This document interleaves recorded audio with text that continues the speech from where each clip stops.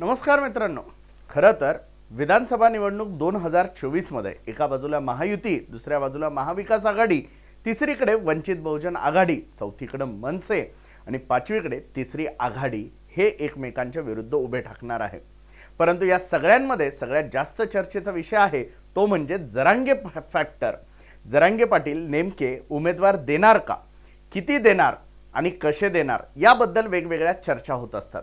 आणि त्यातच आता जरांगे पाटलांनी अपक्ष उमेदवार देणार हे जाहीर केलंय। शक्य तिथे निवडून आणायचं, नाही जमणार तिथे पाडायचं, अशा प्रकारचा फॉर्म्युला जरांगे पाटलांनी तयार केलाय। आणि आता याच फॉर्म्युल्यामुळे जरांगे पाटील यांनी दिलेले अपक्ष उमेदवार हे जरांगे पाटलांच्या अडचणीचे आहे असं आता नॅरेटिव्ह सेट करण्याचा प्रयत्न केला जातोय।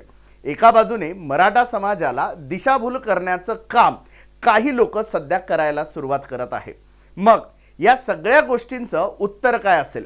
जरांगे पाटील खरंच असं का करत असतील आणि जे इतरांना वाटतंय ते जरांगे पाटलांना समजत नसेल का, असं कोणाला वाटत असेल तर आपल्याला त्याचबद्दल या व्हिडिओच्या माध्यमातून जाणून घ्यायचंय। नेमकं जरांगे पाटलांनी अपक्ष उमेदवार दिल्यानंतर ते जरांगे पाटलांना अडचणीचे ठरतील असं ज्यांना वाटतंय त्यांच्यासाठी हा व्हिडिओ। नमस्कार, मी डॉक्टर महेश, आपण बघत आहात गोष्ट छोटी पण डोंगरा एवढी। तर मित्रांनो, एकूणच मनोज जरांगे पाटलांनी शक्य तिथे निवडून आणा, नाही जमणार तिथे पाडा अशा प्रकारचा फॉर्म्युला दिला आणि त्यासाठीच आता त्यांनी वेगवेगळ्या उमेदवारांच्या मुलाखती सुरू केल्या। त्यानंतर हे सगळं सांगत असताना त्यांनी हेही सांगितलं की सगळ्यांनी आपापले फॉर्म भरा आणि त्यानंतर मी सांगेल त्यांनी ते फॉर्म मागे घ्या आणि एका उमेदवाराला आपण पाठिंबा देणार। आता हे सगळं चालू असताना लोक आता असं बोलतायत की अपक्ष उमेदवार देणं हे जरांगे पाटलांसाठी चुकीचं आहे। तर चुकीचं का म्हटलं जातंय? तर सगळ्यात पहिली गोष्ट की हे जे काही उमेदवार दिल्या जातील त्यातले जे काही आमदार म्हणून निवडून येतील त्यांच्यावरती जरांगे पाटलांचं कंट्रोल राहणार नाही। ते लोक पक्षांतर बंदी कायद्यापासून वाचलेले असतील आणि त्यामुळे ते स्वतंत्र भूमिका घ्यायला हे मोकळे असतील। आता मुळात प्रश्न हा आहे, जरांगे पाटलांना कुठलाही कंपनी चालवायची नाहीये, जरांगे पाटलांना कुठलाही पक्ष चालवायचा नाहीये, जरांगे पाटलांना कुठलीही सत्ता नकोय, जरांगे पाटलांना राजकारणाचा मार्गही नकोय, हे त्यांनी वारंवार बोलून दाखवलेलं आहे। फक्त माझ्या समाजाच्या विरुद्ध तुम्ही जाताय, मला तुम्हाला धडा शिकवावाच लागेल आणि लोकशाहीमध्ये धडा शिकवण्याचा सर्वोत्तम मार्ग जो आहे तो म्हणजे निवडणुकीमधील मतदान। आणि तेच जर घेऊन जरांगे पाटील जर समाजासाठी काही जर करत असतील तर येणारे आमदार त्यांचे राहोत न राहोत, ते काय करतायत काय नाही करतायत याच्यापेक्षा समाजाशी बांधील राहून फक्त समाजाचे प्रश्न एवढीच अपेक्षा जरांगे पाटलांना या आमदारांकडून आहे। इतर राजकीय पक्षांसारखं आमदारांकडून वेगवेगळ्या अपेक्षा ठेवणारे जरांगे पाटील नाहीत आणि म्हणूनच जरांगे पाटलांना अपक्ष उमेदवार हे आपल्यापासून दुरावतील, सत्तेला जवळ करतील याची तीळ मात्र सुद्धा भीती नाही। भीती कुणाला असायला हवी? भीती त्यांना आहे ज्यांना साम्राज्य उभं करायचं आहे, भीती त्यांना आहे ज्यांना या लोकांकडून फायदा मिळवायचा आहे, भीती त्यांना आहे ज्यांना स्वतःला सत्तेची फळं चाखायची आहे, भीती त्या लोकांना असते। जरांगे पाटलांना कसली भीती? त्यांना सत्ताही नकोय आणि सत्तेची फळंही नकोय। हा माणूस अत्यंत निस्वार्थ आणि निर्भीड आणि अगदी फाटकी झोडी असणारा माणूस आहे। त्याच्यामुळे याला ती सत्ता आणि सत्तेची फळं जर नको असतील तर अपक्ष आमदार निवडून आले आणि त्यांनी काम करो अथवा न करो, परंतु समाजाची मागणी त्या लोकांकडून पूर्ण करून घेण्याची धमक या माणसात आहे। आणि म्हणूनच अपक्ष उमेदवार दिल्याने ते जरांगेंसोबत धोका करतील असं वाटणाऱ्यांनी नीट समजून घ्या। दुसरा मुद्दा जो जरांगे पाटलांसाठी अडचणीचा आहे असं नॅरेटिव्ह सेट करण्यात येतोय तो म्हणजे मराठा समाजामध्ये फूट पडेल। आता खरं तर हा मराठा समाजाने विचार करण्याचा प्रश्न आहे की आपण कुणासाठी, कशासाठी काय करत आहोत। एक व्यक्ती, अत्यंत फाटका व्यक्ती आपल्या समाजाच्या मागण्यांसाठी जर अहोरात्र झटत असेल, कदाचित तो चुकत असेल हेही मान्य, परंतु एक व्यक्ती म्हणून जर आपण विचार केला तर या जगामध्ये प्रत्येक जण आपापल्या त्या परिस्थितीनुसार काही निर्णय घेत असतो. ते चूक की बरोबर हे वेळ ठरवत असते, व्यक्ती ठरवत नसतो. आणि म्हणून जरांगे पाटलांनी सरकारला वेळ दिला, ती चूक केली.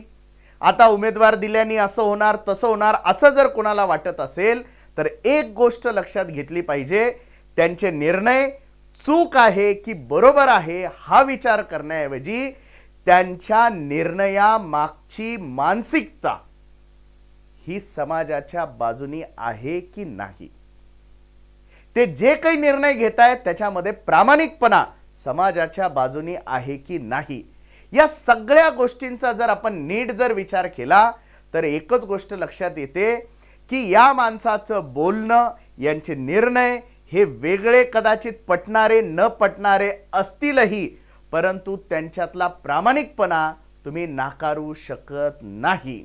आणि म्हणून इतके दिवस एवढ्या राजकीय पक्षांनी धादांत खोटे आश्वासनं देऊन निवडणुका लढवल्या, आपण मतदान केलं, मग एक वेळ जर आपलं मत वाया गेलं, अशा निर्भीड निस्वार्थ फाटक्या माणसासाठी, प्रामाणिक माणसासाठी तर फरक काय पडणार आहे?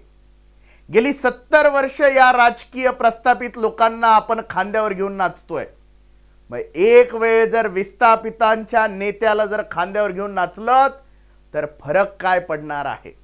हे खरं तर समाजाने विचार करण्याची गोष्ट आहे. समाजामध्ये फूट पडेल, मतदान डिवाइड होईल आणि मग याचा फायदा महायुतीला होईल, याला होईल, त्याला होईल.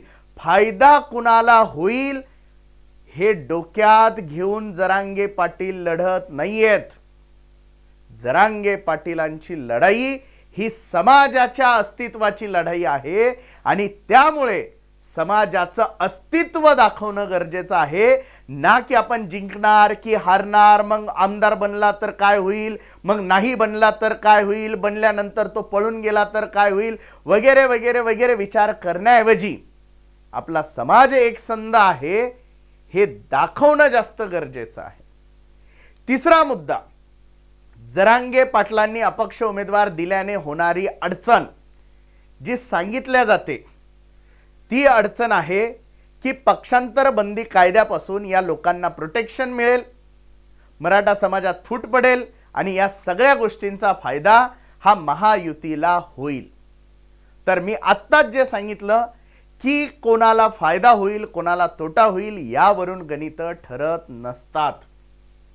आता चौथी गोष्ट की जरांगे पाटलांनी जे अपक्ष उमेदवार दिलेले आहेत, मग त्यामध्ये मराठा समाजाचे बरेच जण इच्छुक आहेत आणि ते इच्छुक असल्यामुळे त्यांच्यामध्ये गद्दारी होईल. ज्या एकाला तिकीट मिळेल, ज्या 9ला मिळणार नाही, मग ते 9 जण नाराज होतील आणि ते समाजापासून दूर जातील. तर बाबांनो, एखाद्या राजकीय पक्षाकडे 25-25 लोक इच्छुक असतात, त्यातील एखाद्यालाच उमेदवारी मिळते, बाकीचे 24 हे नाराजच असतात. आणि जर त्यांना त्याचा फरक पडत नाही तर जरांगे पाटलांना काय फरक पडेल? आणि एक वेळ जर समाजासाठी जर माघार घेण्याची वेळ आली तर समाज तुम्हाला डोक्यावरती घेऊन नाचणार आहे. जर माघार घेतल्यानंतरही जर तुम्ही समाजाशी इमान जर राखलं, समाजाशी प्रामाणिकपणा जर राखला तर समाज तुम्हाला डोक्यावर घेऊन नाचणार आहे. हे सुद्धा त्या नाराज असलेल्या लोकांना माहिती आहे. त्यामुळे जरांगे पाटलांनी अपक्ष उमेदवार दिल्याने अडचण निर्माण होते जरांगेंची, असं वाटणाऱ्यांना कदाचित जरांगे पाटलांबद्दल साशंकता असावी, त्यांच्या निस्वार्थीपणावरती साशंकता असावी आणि म्हणून त्यांना असं वाटतंय. कारण आजपर्यंत सगळे लोक हे स्वार्थासाठी लढत होते आणि मग तो स्वार्थच जर आपला पूर्ण झाला नाही, राजकीय महत्त्वाकांक्षा जर पूर्ण झाल्या नाही तर काय, असं या लोकांना वाटतं. आणि तीच मानसिकता लोकांमध्ये आलेली आहे, म्हणून हे वाटणं स्वाभाविक आहे. परंतु मनोज जरांगे पाटील यांची लढाई, यांचा संघर्ष, यांच्या मागण्या या वेगळ्या आहे, त्यांचा मार्ग हा वेगळा आहे आणि म्हणून जरांगे पाटलांना फार विशेष या सगळ्या गोष्टींचा फरक पडणार नाहीये. फरक जर कोणाला पडत असेल तर तो राजकीय लोकांना पडणार आहे. म्हणून जरांगे पाटलांबद्दल फेक नॅरेटिव्ह तयार करण्याचे प्रयत्न आता वेगवेगळ्या राजकीय पक्षांकडून सुरू होत आहे.